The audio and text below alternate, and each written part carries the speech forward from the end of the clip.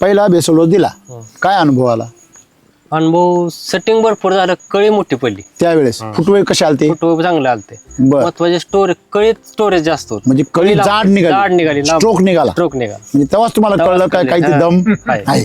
बर, पहिल्या वर्षी पहिल्या ह्यालाच कळलं डोसला, पहिल्या म्हणजे फ्लावरिंगला.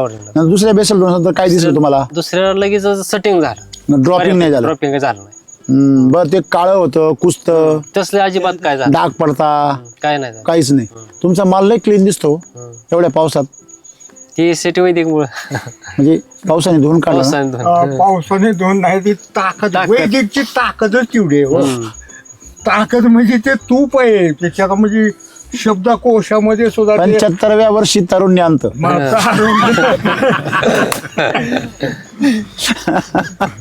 बरोबर आहे. वैदिक म्हणजे कसे, पूर्वी पार साधू संत ऋषी मुनी हे आज तुमचं आज संपूर्ण कन्याकुमारी पासून काश्मीर पर्यंत जे हे आहे शक्तीच अधिष्ठान ते.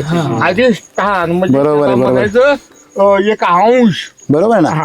म्हणजे ते सगळं जे आपल्याकडे आहे सध्या, ते जे आपल्याला अनुभवलं येते ताकद, ते अनुभव, ती ताकद तुम्हाला इथं वापरायला भेटली.